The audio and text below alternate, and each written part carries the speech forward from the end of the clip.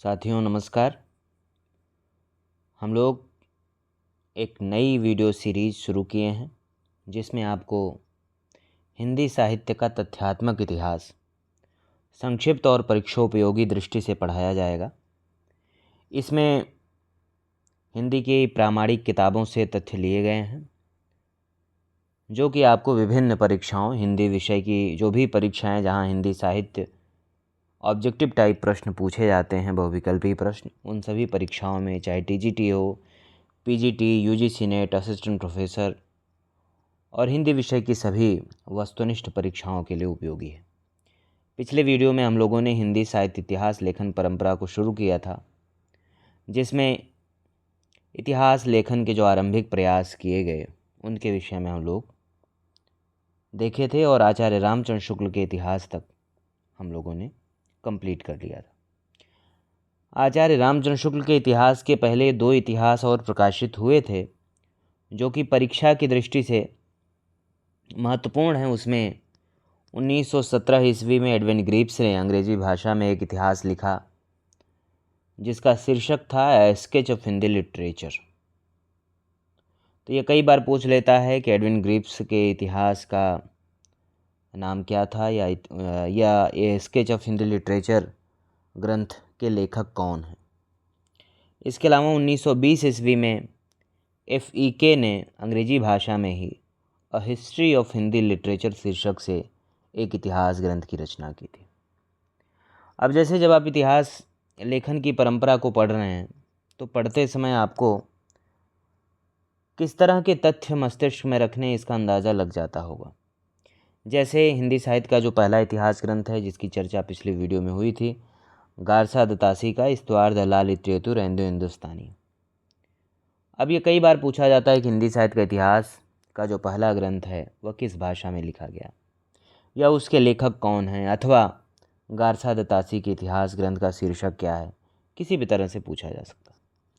Grierson का इतिहास बहुत प्रसिद्ध है, the modern vernacular literature of Hindustan, जिसमें उन्होंने भक्ति काल को स्वर्ण युग की संज्ञा दी थी और कालक्रमानुसार कवियों लेखकों का वर्णन उन्होंने किया। आचार्य रामचंद्र शुक्ल का जो इतिहास है वह सबसे महत्वपूर्ण है, सबसे प्रामाणिक है और सबसे वैज्ञानिक भी है। 900 वर्षों का जो पूरा इतिहास है उसे 4 स्पष्ट कालखंडों में विभाजित किया गया और अगर आप देखें तो भक्ति काल का भी जो विभाजन आचार्य शुक्ल ने किया वही आज तक प्रचलित है। राम भक्ति शाखा, कृष्ण भक्ति शाखा आदि आदि। उनके बाद जो एक बहुत महत्वपूर्ण लेखक आते हैं जो एक प्रकार से रामचंद्र शुक्ल के द्वारा जो जहाँ जहाँ गैप रह जाता है या जो चीज़ें उनसे छूट जाती हैं उसे कंप्लीट करने का कार्य आचार्य हजारी प्रसाद द्विवेदी करते हैं। इन्होंने 3 इतिहास ग्रंथों की रचना की जिसमें हिंदी साहित्य की भूमिका 1940 ईस्वी, हिंदी साहित्य उद्भव और विकास 1952 ईस्वी, हिंदी साहित्य का आदिकाल 1952 ईस्वी। तो ये 2 ग्रंथ हिंदी साहित्य उद्भव और विकास और हिंदी साहित्य का आदिकाल 1952 ईस्वी का है, जबकि हिंदी साहित्य की भूमिका 1940 ईस्वी। अब आप देखें यहाँ कई बार पूछ लिया जाता है, खास करके कब प्रकाशित हुआ ये पूछ लिया जाता है। आचार्य द्विवेदी जो है वो परंपरा को विशेष महत्व देते हैं और वे साहित्य को मनुष्य की दृष्टि से देखने के पक्षपाती हैं, मानवतावादी वे। डॉक्टर रामकुमार वर्मा ने एक इतिहास ग्रंथ लिखा जो कि अपूर्ण था, 1938 में प्रकाशित हुआ, जिसका शीर्षक है हिंदी साहित्य का आलोचनात्मक इतिहास। इस ग्रंथ में 693 ईस्वी से 1693 ईस्वी तक की कालावधि को ही शामिल किया गया। एक महत्वपूर्ण फैक्ट है रामकुमार वर्मा के इतिहास से संबंधित कि डॉक्टर रामकुमार वर्मा ने स्वयंभू को हिंदी का पहला कवि माना है और यही कारण है कि स्वयंभू को हिंदी का पहला कवि मानने के कारण डॉक्टर रामकुमार वर्मा हिंदी साहित्य का आरंभ 693 ईस्वी से मानते हैं। इन प्रयासों के अलावा इतिहास लेखन के नागरी प्रचारणी सभा ने भी 16 खंडों में हिंदी साहित्य के बृहद इतिहास का प्रकाशन किया। तो कई बार ये पूछ लिया जाता है कि नागरी प्रचारणी सभा ने कितने खंडों में हिंदी साहित्य का बृहद इतिहास का प्रकाशन किया। 16 खंड थे जिसमें अलग अलग खंड के जो लेखन का जो दायित्व है वो अलग अलग आलोचकों और लेखकों को दिया गया था। इसके अलावा भी कई ग्रंथ हैं जिनमें हिंदी साहित्य का इतिहास कहीं ना कहीं उपस्थित है। तो ऐसे कुछ महत्वपूर्ण ग्रंथों के विषय में हम लोग जान लेते हैं। ऑब्जेक्टिव टाइप परीक्षा में पूछा जाता है, खास करके इतिहास ग्रंथ और उसके लेखक या उसके प्रकाशन के संबंध में प्रश्न परीक्षा में बहुतायत पूछे जाते हैं। मुझे लगता है कि जितने फैक्ट पिछले वीडियो और इस वीडियो में हम लोगों ने चर्चा कर रहे हैं, अगर उतने फैक्ट आपको तैयार हैं तो निश्चित तौर पर हिंदी साहित्य इतिहास लेखन परंपरा से संबंधित सवाल कभी आपके गलत नहीं होंगे। तो महत्वपूर्ण जो साहित्य इतिहास संबंधी ग्रंथों की सूची है, इसमें पहला जो ग्रंथ बड़ा महत्वपूर्ण है वह हिंदी काव्यधारा जो 1944 ईस्वी में प्रकाशित हुआ। राहुल सांकृत्यायन इसके लेखक हैं, बहुत महत्वपूर्ण है। हिंदी साहित्य का इतिहास जो छात्रों के बीच बहुत लोकप्रिय है, 1973 में प्रकाशित हुआ। इसके संपादक डॉक्टर नगेंद्र और हरदयाल हैं। अगला इतिहास ग्रंथ है हिंदी साहित्य का वैज्ञानिक इतिहास, ये भी बहुत महत्वपूर्ण है, 1965 में प्रकाशित हुआ। इसके लेखक हैं डॉक्टर गणपत चंद्र गुप्त। अगला ग्रंथ है हिंदी साहित्य का अतीत, इसके लेखक हैं विश्वनाथ प्रसाद मिश्र। इसके अलावा हिंदी साहित्य और संवेदना का विकास, इसका प्रकाशन 1886 में हुआ, बहुत महत्वपूर्ण इतिहास ग्रंथ है। इसके जो लेखक हैं वे राम स्वरूप चतुर्वेदी, इस पर इन्हें व्यास सम्मान मिला। अगला ग्रंथ है हिंदी साहित्य का इतिहास दर्शन, इसके लेखक हैं डॉक्टर नलिन विलोचन शर्मा। हिंदी कोविद रत्नमाला, ये भी बहुत महत्वपूर्ण है, इसके लेखक हैं डॉक्टर श्याम सुंदर दास। राजस्थानी भाषा और साहित्य, इसके लेखक हैं डॉक्टर मोतीलाल मनेरिया। अगला ग्रंथ है हिंदी वीर काव्य जो 1945 में प्रकाशित है, डॉक्टर टीकम सिंह तोमर इसके लेखक हैं। उसके बाद है हिंदी साहित्य 20वीं शताब्दी, ये भी बहुत महत्वपूर्ण ग्रंथ है। इसको कई बार परीक्षा में पूछा गया है कि हिंदी साहित्य 20वीं शताब्दी के लेखक कौन है। कई बार मिलान करने में पूछ लिया जाता है, कई बार अलग से क्वेश्चन अगर पूछ लिया गया तो वहाँ पे पूछा जाता है। तो हिंदी साहित्य 20वीं शताब्दी के लेखक हैं नंद दुलारे वाजपेयी।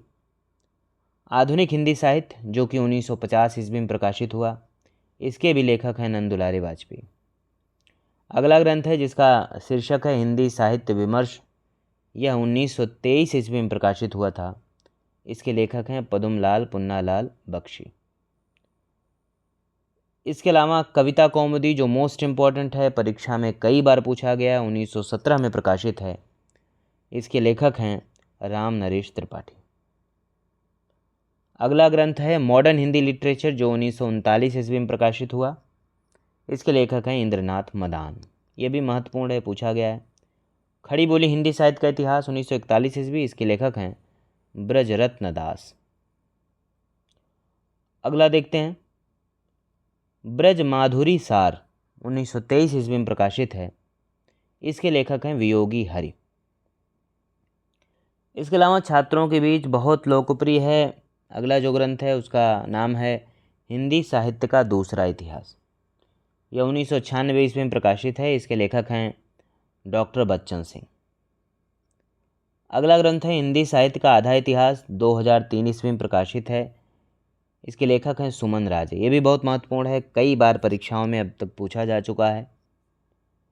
अगला जो ग्रंथ है उसका शीर्षक है हिंदी साहित्य का मौखिक इतिहास, इसके लेखक हैं नीलाव। और अंतिम जो महत्वपूर्ण इतिहास ग्रंथ मैंने इसमें नोट किया है वह है हिंदी साहित्य का ओझल नारी इतिहास, जो कि 2013 ईस्वी में प्रकाशित हुआ। नीरजा माधव जी ने इसको लिखा है। तो इस वीडियो में हम लोगों ने हिंदी साहित्य इतिहास लेखन परंपरा के जो बचे हुए ग्रंथ थे, उनके प्रकाशन वर्ष, उनके लेखक कौन हैं, वैसे तो और भी बहुत सारे ग्रंथ हैं, लेकिन जिस तरह से आपके अपने मस्तिष्क में फैक्ट रखने की सीमा है, आपको ये जानना है कि कौन से ग्रंथ महत्वपूर्ण हैं, किसका सन पूछा जाता है, किसके लेखक पूछे जाते हैं, सवाल किस तरह से बनते हैं, तो आपके लिए उसे सस्टेन कर पाना, उन फैक्ट्स को सस्टेन कर पाना आसान होगा। तो इस दृष्टि से हमने यह नोट्स तैयार किया था। अब नेक्स्ट वीडियो में हम लोग आदिकाल को शुरू करेंगे और हिंदी साहित्य इतिहास लेखन परंपरा यहीं ख़त्म होती। बाकी डिटेल में आप अगर डिस्क्रिप्टिव पढ़ना हो तो अन्य जो डिस्क्रिप्टिव किताबें उनकी आप सहायता ले सकते हैं, क्योंकि हमारा लक्ष्य है कि फैक्चुअल पढ़ना, एकदम तथ्यात्मक, क्योंकि हम मान के चलते हैं कि आपको बेसिक समझ हिंदी साहित्य के इतिहास की है, बस आप तथ्यों को भूल रहे हैं या फिर महत्वपूर्ण तथ्य कौन से हैं इसकी समझ आपको नहीं है, तो यह जो वीडियोज़ हैं ये आपके लिए उपयोगी हैं। किसी भी समय आप देख सकते हैं, रिवीजन कर सकते हैं।